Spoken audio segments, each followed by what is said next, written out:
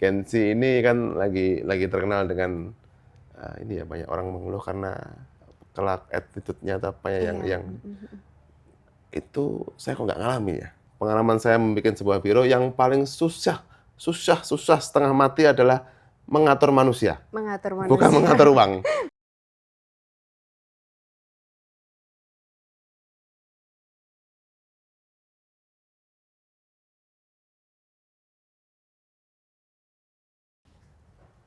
Halo rekan karir, kembali lagi di podcast Sudut Pandang, di mana kali ini kita akan melihat berbagai sudut pandang dari orang-orang yang sangat luar biasa di Universitas Brawijaya. Kembali lagi bersama saya Mayang Ayunani, dan pada kesempatan kali ini kita akan ngobrol langsung dengan salah satu alumni Universitas Brawijaya yang berasal dari Fakultas Teknik Universitas Brawijaya.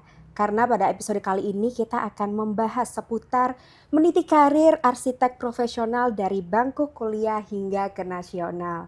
Langsung saja mari kita sambut, ini dia Arsitek Rio Desantika, STMMT IAI. Terima kasih Mbak Mayang. Bagaimana kabarnya Kak? Alhamdulillah baik. Alhamdulillah Mayang baik gimana? ya. Alhamdulillah saya juga baik. Ya. Oke, kesibukannya hari ini, akhir-akhir ini ngapain aja nih Kak? Hari ini akhir-akhir ini kita desain berbagai proyek ya.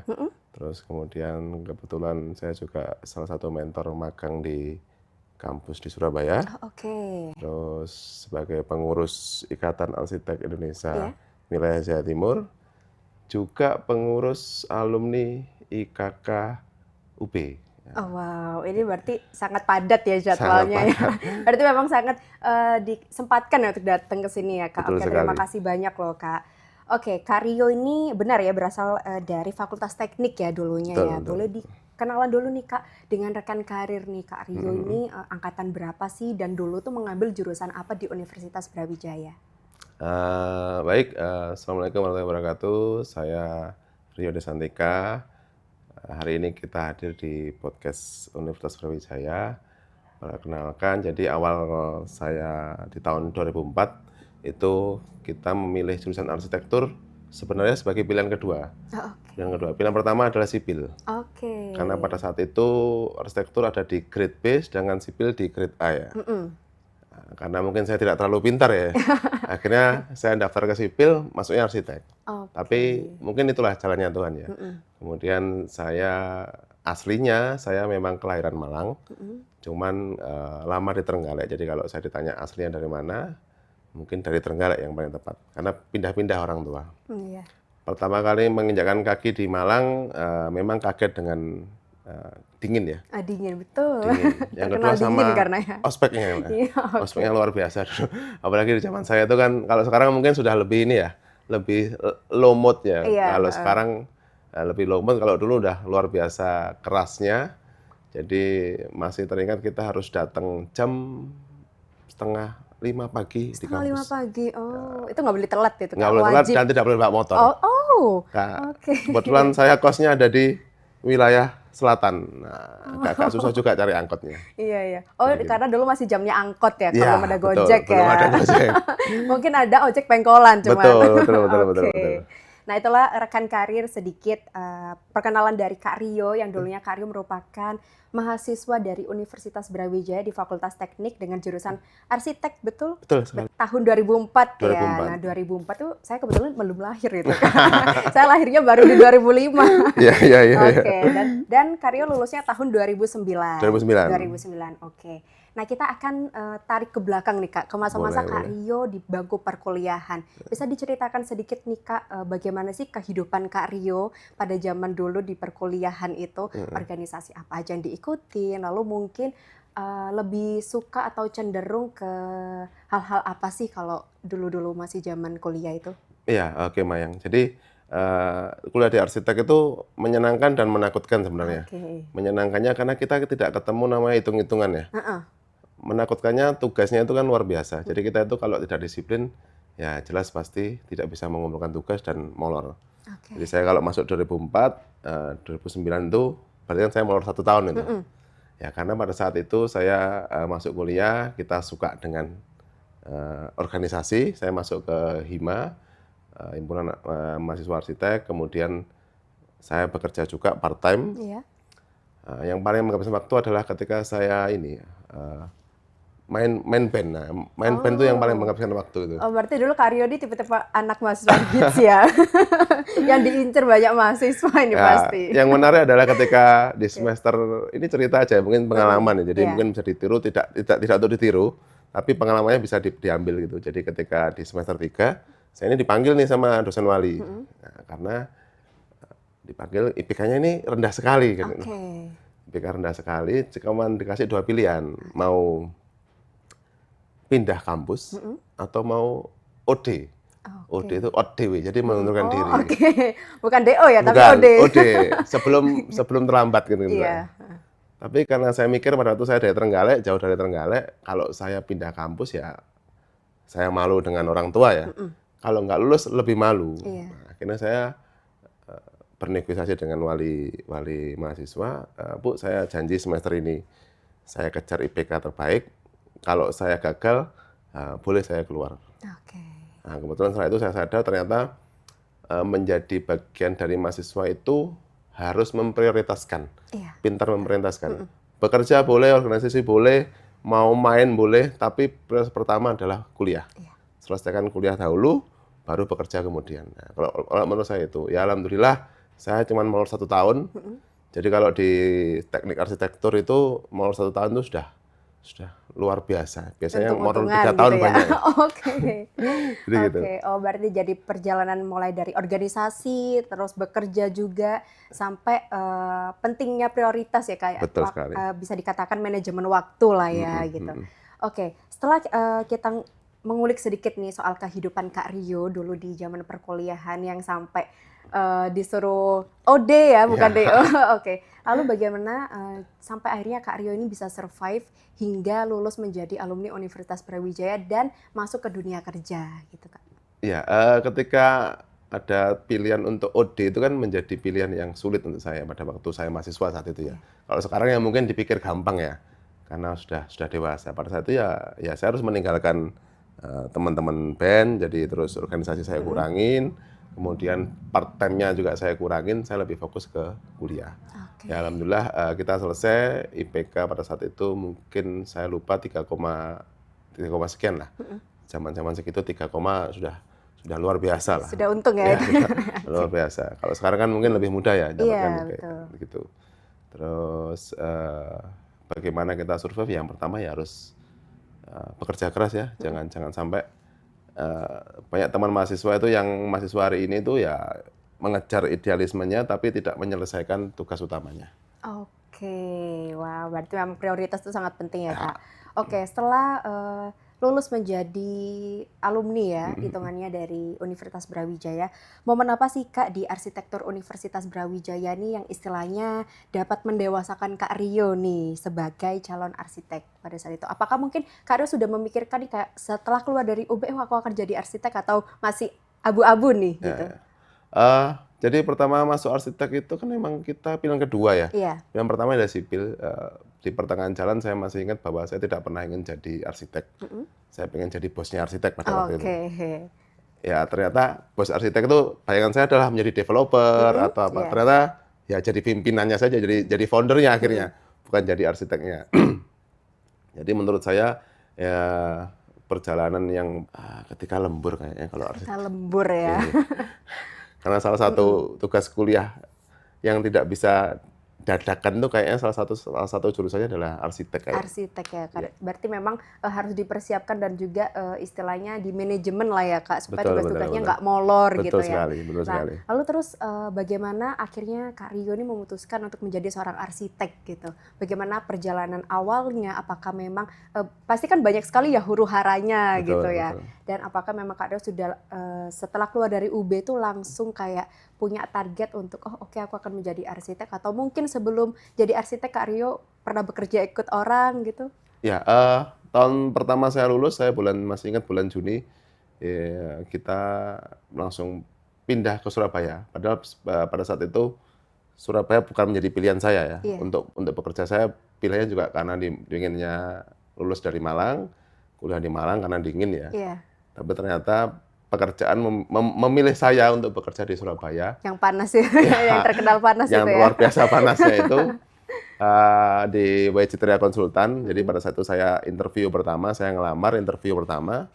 Nah, terus mau mulai kerja kapan? Ya saya saat itu karena sudah prepare ya, saya bawa laptop, sudah semuanya ya. Saya hari ini bisa, Pak. Ya sudah kamu diterima hari ini. Nah dari titik itu saya ambil kesimpulan sederhana, kesempatan itu kan tidak datang 2 kali ya. Betul. Jadi ketika kamu ada kesempatan untuk mendapatkan pekerjaan, paling tidak kamu sudah siap untuk menerimanya dengan baik. Oke. Gitu. Terus. Wah, berarti terus lanjut dulu Kak. Terus setelah itu, setelah 2 tahun ikut Wicitria Konsultan, saya memutuskan untuk keluar dari Wicitria bukan karena konflik, tapi saya percaya bahwa ketika saya mandiri mungkin akan lebih baik pada saat itu. Oke, ingin berkembang lebih ya. Berkembang lebih. Kenyataannya ya lumayan, alhamdulillah tidak lebih baik juga gitu. karena namanya ujian kita keluar dari zona nyaman ya, tiba-tiba sendirian, ya pasti ada plus minusnya ya. Itu baru survivalnya di sekitar tahun 2011-2013 lah, baru survivalnya. Oke, nah setelah Kakak memutuskan untuk keluar nih dari pekerjaan yang sebelumnya, memang itu berarti itu istilahnya ikut perusahaan ya Kak gitu, bukan Kakak membangun perusahaan sendiri ya. Nah itu kan pasti kehidupan pekerjaannya kan sangat berbeda ya Kak. Betul. Dimana kita juga kalau semisal kita ikut orang pasti kita sudah istilahnya paham dan pastilah gajinya dan lain sebagainya. Kalau semisal udah keluar membangun sendiri itu kan pasti harus memanajemen keuangan juga dan lain sebagainya. Lalu bagaimana cara Kak Rio nih setelah memutuskan keluar dari perusahaan tersebut dan memanajemen seluruh pekerjaannya gitu? Ya ini menarik ya, karena banyak teman-teman yang fresh graduate hari ini ketika lulus dari kampus mereka langsung bikin studio ya. Kalau arsitek kan bikin studio ya, bikin studio, terus kalau sudah besar bikin biro, bikin perusahaan dan sejenisnya lah. Mungkin pengalaman saya ketika fresh graduate untuk teman-teman, yang pertama adalah usahakan ikut orang terlebih dahulu. Oke. Ini versi saya menurut saya, karena Anda akan tahu rasanya jadi karyawan. Oke, iya. Nanti Anda akan tahu ketika Anda memimpin sebuah perusahaan, Anda akan tahu bagaimana memberikan porsi tugas untuk karyawan. Oke. Mana yang harus dikerjakan karyawan, mana yang harus dikerjakan karyawan lain. Jadi jangan sampai karena suka dengan karyawan ini, nah ini semuanya dilimpahkan ke dia nih karena beres iya. nih. Nah, tapi yang ini nggak kebagian, akhirnya terjadi konflik di dalam perusahaan. Nah ini namanya kalau saya belajar di S2 di Magister Manajemen Teknologi ITS, namanya MSDM, Manajemen Sumber Daya Manusia. Pengalaman saya membuat sebuah biro yang paling susah setengah mati adalah mengatur manusia. Bukan mengatur uang. Mengatur manusia. Iya, mengatur uang kalau uangnya ada gampang. Iya. Kalau nggak ada yang susah. Kalau mengatur manusia itu yang paling susah menurut saya. Jadi gitu. Oke, berarti memang perlunya ini ya kolaborasi ya pastinya Kak. Betul. Selain Kakak juga tidak akan bisa bekerja sendiri, nggak betul bisa, ya. nggak Karena bisa. memang butuh sumber daya tambahan untuk pada akhirnya bisa memanajemen seluruh pekerjaan, bahkan sampai keuangan dan lain sebagainya. Betul. Lalu tadi sempat Kakak singgung, Kakak sempat S2 ya, itu di ITS ya betul. Kak. Lalu juga ada gelar tambahan nih Kak, IAI gitu. Ya. Itu apa sih Kak? Bisa dikasih tahu ke rekan karir nih Kak, itu gelar apa sih gitu? Iya, jadi dulu ketika di zaman saya, arsitek itu cukup dengan gelar ST ya, Sarjana Teknik Arsitektur. Jadi sudah mewakili bahwa saya adalah lulusan arsitek.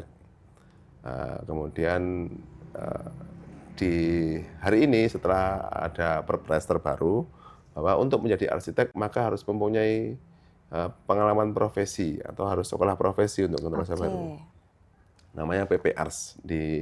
Kebetulan di UB sudah ada PPARS UB 1 tahun. Jadi setelah menjalani program profesi itu ada namanya gelar di depan AR sebagai arsitek, kemudian IAI di belakangnya adalah Ikatan Arsitek Indonesia. Artinya dikeluarkan sama Ikatan Arsitek Indonesia. Apalagi di bidang pekerjaan Kakak sangat penting. Jadi STRA itu sebagai pengakuan bahwa Anda adalah arsitek profesional. Sama kayak dokter ketika saat ini DR ya, kalau dokter kan DR, kalau apoteker kan ada saya lupa apoteker apa ya gelarnya. Cuman itu sebagai bentuk bahwa Anda sudah diakui secara organisasi dan bisa berprofesi sebagai arsitek. Oke, karena itu juga bisa menguatkan ya Kak, Betul. ke kinerja profesionalitas kita supaya memang apabila kita bertemu dengan klien atau kita mendapatkan sebuah proyek itu istilahnya kita dianggap mampu lah ya seperti Betul, itu. betul. Lalu kita akan balik ke ini, bagaimana rasanya Kakak membangun brand yang dari nol hingga pada akhirnya menangani proyek besar-besar seperti apa aja Kak proyek yang sudah ditangani? Kita ada beberapa proyek, ada rumah sakit, ada office, ada sekolah, Oke. ada apartemen, banyak yang Nah kita itu kan tangani. cukup besar ya Kak, itu Ya. bagaimana rasanya membangun brand itu dari nol sampai akhirnya menangani seluruh proyek-proyek besar itu? Kalau sekarang ya rasanya kayak kepengen berhenti aja ya. Oke, oke, kepingin berhenti rasanya. Kenapa? Faktor capek? Faktor capek mungkin ya, faktor Oke. capek. Nggak, tapi begini, jadi merintis karir itu yang paling utama adalah Anda harus tahu goals-nya apa. Goals-nya itu tujuannya. Kalau hanya untuk sekedar bikin studio, ya tidak akan ada goal di depan kan gitu. Oke. Terus yang kedua, Anda harus tahu sampai seberapa kemampuannya, batas kemampuan Anda seberapa. Jadi jangan paksakan ketika Anda tidak mampu mengerjakan sesuatu, Anda kerjakan. Pengalaman yang paling unik memang ketika mendirikan sebuah biro adalah itu paling menyedihkan adalah berganti-ganti orang. Oke. Jadi kita ini udah punya tim bagus nih, solid, udah 1 tahun jalan, 2 tahun jalan, tiba-tiba Pak saya izin keluar. Oke, faktor cocok nggak cocok juga ya Kak, ada Ya berarti. mungkin dari sisi saya kan kita sedih ya, udah didik Iya betul. tim sebaik mungkin, tiba-tiba dia Ilmu keluar. gitu ya. Tapi dari sisi mereka juga butuh tempat yang baru yang lebih besar daripada saya. Oke. Nah pada saat itu mungkin kita agak-agak nggak rela ya, ini udah didik baik-baik kok tiba-tiba cabut-cabut aja kan. Iya. Tapi setelah kesini ternyata kita itu tidak bisa memaksa orang untuk memilih terus bersama kita. Oke. Yang kita bisa adalah ketika kita bersama orang itu atau anak buah kita atau tim kita ajarkan sebaik-baik mungkin, sebanyak-banyak mungkin untuk mereka. Jadi mereka keluar dari kita, mereka akan punya pengalaman cerita, oh saya bisa seperti ini karena dulu kayak kerja di ruang desain, saya kerja di Brawijaya dan sebagainya. Oke, tapi kan itu juga bisa menimbulkan istilahnya persaingan nih Kak. Nah itu bagaimana pandangan Kak Rion nih menanggapi hal tersebut? Maksudnya gimana? Persaingan ketika dia bikin sendiri? Iya, ketika sudah di perusahaan Kak Rio, lalu keluar, kan sudah mendapatkan ilmu nih, lalu dia mendirikan perusahaan sendiri. Nah itu bagaimana Kak? Jadi satu pertama ketika dia bisa bersaing dengan saya pikir saya berhasil mendidik dia dengan baik, menurut saya lah. Menurut saya begitu. Jadi pernah kita saya punya anak magang, saya pikir anak ini luar biasa, terus dia keluar nih dari kantor ya, anak magang. Kita sering ikut sayembara arsitektur nih. Oke. Dari kompetisi desain itu sering sama-sama finalis. Sering sama-sama ikutnya, sering sama-sama dipanggil ke depan panggung. Tapi baru tahun kemarin akhirnya dia berhasil mengalahkan saya ini. Jadi saya malah nggak ikut nominasi, dia malah juara ini. Ya senang sekali malah. Justru kita malah lebih senang. Terus apa nggak takut bersaing? Ya saya pikir nggak perlu takut ya. Kalau perlu jadikan partner. Jangan dijadikan lawan. Jadi lawan terbaik itu, lawan terburuk atau terjahat itu sebenarnya bukan orang lain sebenarnya. Justru malah ego kita sendiri, diri kita sendiri menurut saya. Oke, karena juga rezeki pasti sudah mengatur ya Kak. Kalau bisa diatur. bekerja sama menjadi partner kenapa tidak gitu. Karena kan itu juga semakin menguatkan ya istilahnya. Betul. Oke. Nah, kalau di arsitektur itu Kak, saya kepo nih, apakah memang arsitektur tuh hanya berfokus pada bangunan yang cantik atau bagaimana sih Kak? Atau mungkin ada hal-hal lain yang memang harus ditonjolkan ataupun mungkin sangatlah penting yang harus dimiliki oleh seorang arsitek? Ya, yang pertama arsitek itu kalau mengikuti peraturan pemerintah itu ya keselamatan, kesehatan, terus kenyamanan, sama keandalan bangunan ya. Jadi itu yang pertama yang harus dipenuhi. Terus selain estetika, yang penting juga kita harus memperhatikan lingkungan binaan. Jadi jangan sampai kita bangun sesuatu di sebuah tempat kita merusak tempat itu terlalu berlebihan. Ya, kita nggak bisa memungkiri bahwa ketika ada pembangunan tentu saja ada impact ya atau damage di area tersebut. Tapi bagaimana arsitek itu adalah tugasnya meminimalisir supaya dampak lingkungan itu sangat kecil gitu. Oke, berarti memang mitigasi bencana ya itu Betul sekali, diperhatikan mitigasi juga. bencana. Berarti selain estetika, berarti seorang arsitek itu tidak hanya cuman mikirin estetika aja gitu, tapi di balik semua itu juga mitigasi bencana, mulai dari dampak dan lain sebagainya itu juga dipikirkan. Karena jangan sampai ya Kak, kalau misalnya kita bekerja sudah membangun nih proyek lalu malah harus istilahnya kayak dirobohkan gara-gara dampaknya Iya. jelek dan lain sebagainya kepada masyarakat. Yang Gitu. paling sering terjadi adalah kegagalan ini ya, fungsi bangunan ya. Misalnya dari keselamatan kita sering lihat bangunan kebakaran 3 lantai, orangnya nggak bisa keluar nih, Iya. karena tangganya terlalu sempit, Oke. sehingga bikin orang jatuh, malah harusnya dia bisa keluar dari gedung itu untuk menghindari kebakaran, malah terjebak di situ. Jadi tugas kita seperti itu arsitek itu. Cuman memang hari ini banyak sekali orang itu menganggap bahwa arsitek itu tidak begitu penting karena menurut mereka rumah itu ya sekedar bangunan. Padahal rumah atau ruang itu adalah rasa ya. Iya. Ya kita kalau ibaratnya kalau kita makan ya sekedar makan apa saja bisa kan. Tapi kalau kita mau makan yang enak ya kita harus pilih chef yang terbaik. Betul. Ya, sama kalau di arsitektur juga seperti itu. Kalau Anda mau merasakan pengalaman ruang yang bagus, Nyaman gitu. nyaman, pengalaman fasad yang tidak mengganggu lingkungan sekitar, fasadnya tidak terlalu mencolok tapi justru bagus. Seperti UB ini kan luar biasa sekali, dia menyatu sekali dengan lingkungannya dibandingkan kampus-kampus lain. Ya memang salah satunya harus hire arsitek. Oke, betul. Nah, dari selama Kakak meniti karir nih sebagai arsitektur, pasti akan ada nih prestasi-prestasi yang sudah Kakak torehkan kan gitu. Nah, itu kira-kira boleh nggak Kak di-spill nih kepada rekan karir, prestasi apa sih yang sudah Kak Rio dapatkan selama ini? Iya, prestasi sebenarnya nggak banyak ya. Kita belum pernah menjadi salah satu pemenang sayembara, itu belum pernah. Tapi memang di awal-awal karir saya itu tidak begitu fokus dengan prestasi sebenarnya. Saya cuma fokus bagaimana how to get a project sama how to manage project. Tapi ternyata setelah saya itu sudah bergelar arsitek, ada AR di depannya nih.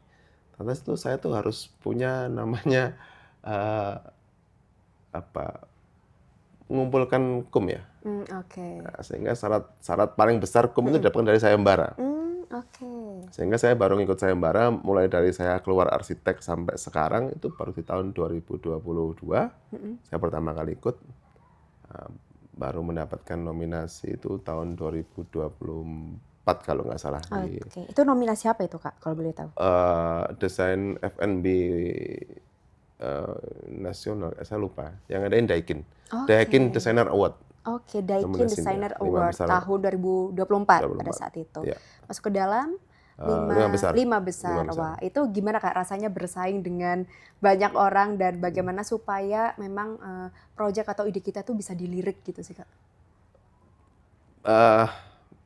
Pengalaman menyenangkan ya ketika pertama kali kita dihargai dari sisi karya itu luar biasa.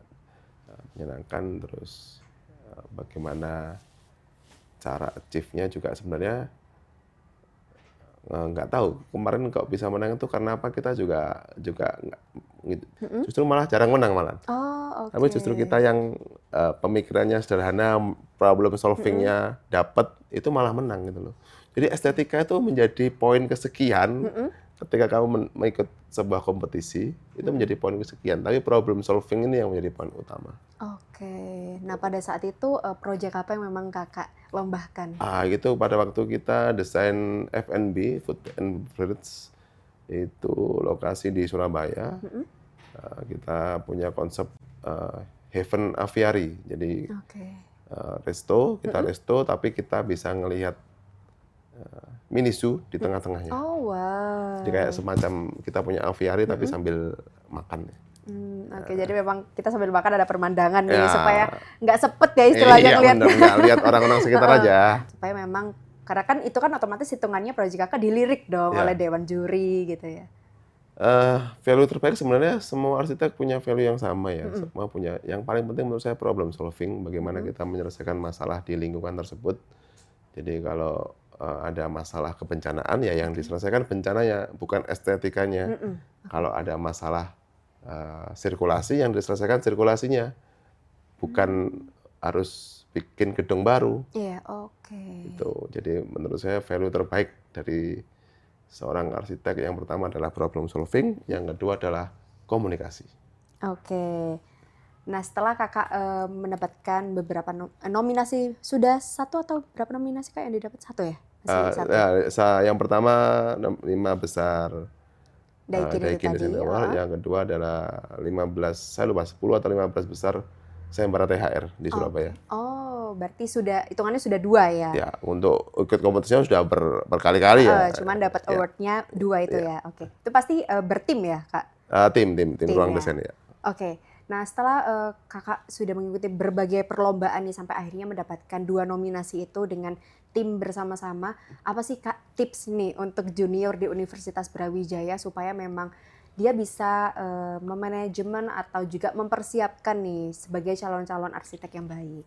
Yang pertama untuk calon fresh graduate, jadi selesaikan kuliahmu dengan baik, baru pikirkan pekerjaanmu kemudian. Kalau yang fresh graduate, pertama adalah cari mentor. Cari mentor. Itu hal yang paling saya sesali dulu. Ketika saya fresh graduate, saya nggak punya mentor nih. Jadi harus cari sendiri ke sana kemari. Waktunya lama. Tapi kalau kita punya mentor, tinggal tanya mentor nih. Mentor di sini harus gimana kalau ada masalah ini? Oh iya, kasih solusi A, B, C, selesai. Oke, tapi kan untuk mencari mentor itu tidak mudah ya, Kak. Nah, itu gimana tuh caranya, Kak? Nah, yang terbaik kalau untuk arsitek, ya kita punya IKKUB, jadi Ikatan Alumni Arsitek UB. Ya, kalau mau cari mentor-mentor yang mau bantuin kalian setelah lulus, ya kontak kami ya. Di IKKUB ada IG-nya, IKK UB kalau nggak salah. Oke, lalu Kak selanjutnya pesan apa nih? Pesan apa lagi selain itu?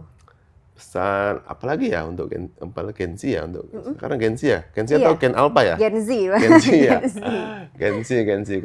Genzi ini kan lagi terkenal dengan ini ya, banyak orang mengeluh karena kelak attitude-nya atau apa ya yang itu saya kok nggak ngalamin ya. Jadi anak buah saya Genzi semua itu. Oh iya? Anak buah Genzi semua. Jadi menurut saya kalau mau menyelesaikan sesuatu dengan cepat, tanya Genzi. Genzi itu sangat tahu betul bagaimana menyelesaikan sebuah masalah dengan cepat. Mungkin teman-teman yang mengeluh dengan Genzi itu ya mungkin awal-awal saja dia tidak mau menyesuaikan dengan Genzinya. Jadi kalau saya punya kantor ruang desain ini bukan Genzi yang harus sesuai dengan saya ini. Oh, oke. Nah, jadi saya akan ketemu di tengah, Genzi ketemu di tengah nih. Itu yang paling the best. Tapi kalau Genzi harus ikut saya, ya nggak akan ketemu. Dia nggak akan mau. Dunia sudah berubah. Iya, betul. Dunia sudah berubah. Saya harus malah kebanyakan ikut mereka nih. Jadi kalau kita mau punya tujuan ke Surabaya, kita mau dari Malang ke Surabaya ya, kita nggak perlu ini nih, harus ngatur Genzi kita berangkat jam berapa, dan sebagainya sama detail nggak perlu.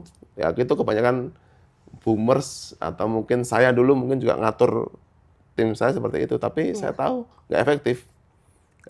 Mereka punya cara sendiri untuk menyelesaikan masalahnya, ya kita tinggal manage aja. Manage sama memotivasi mereka supaya menyelesaikannya dengan baik. Dan saya justru malah terbantu luar biasa dengan tim saya.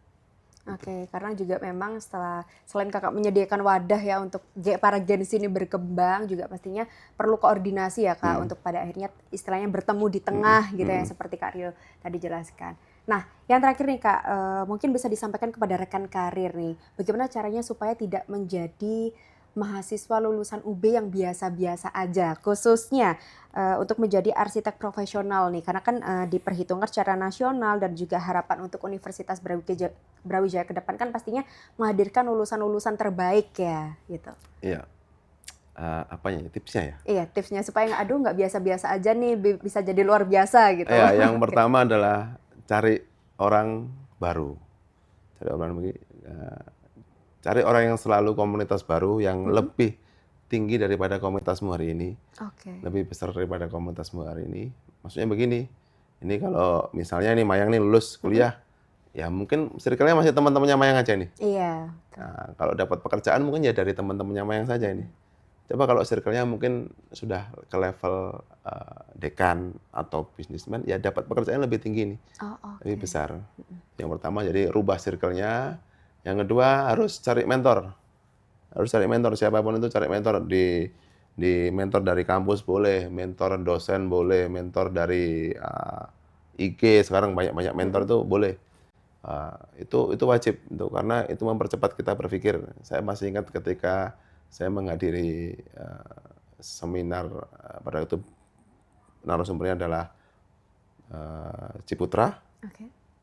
Dia bilang gini nih, seandainya saya tahu ilmu entrepreneurship, Mhm. maka saya tidak butuh 35 tahun untuk membangun bisnis saya. Saya cuma butuh waktu 3,5 tahun untuk membangun bisnis saya. Oke. Nah, itu Wow. perlu dicontoh. Jadi pertama adalah komunitas, Komunitas, kemudian mentor, mentor, oke. yang paling penting ini Mhm. ibadah, tapi di dalamnya yang lebih penting lagi adalah doa ibu. Oke, Nah, wow luar biasa. itu Jadi the best itu. mulai dari komunitas, lalu mentor, ibadah, istilahnya doa ibu ini karena memang yang paling kuat ya Kak, ya. Iya, Restu orang tua ini karena iya, akan membuka jalan kita, perkembangan karir kita yang sangat luar biasa ya betul, pastinya. betul, betul. Jadi itu rekan karir, pesan dari Kak Rio untuk teman-teman junior di Universitas Brawijaya maupun calon-calon arsitek, pentingnya networking, pentingnya komunitas yang baik dan juga mendukung bagi perkembangan karir teman-teman. Tak lupa juga untuk pentingnya sertifikasi profesional ya Kak Sangat, sangat pastinya, penting. karena itu juga menjadi bahan penguat untuk kinerja kita ke depannya. Nah sekian aja Kak Rio, terima kasih sudah hadir pada podcast Sudut Pandang kali ini. Semoga kita dapat bertemu di next Ya, podcast. terima kasih Terima Mayang. kasih.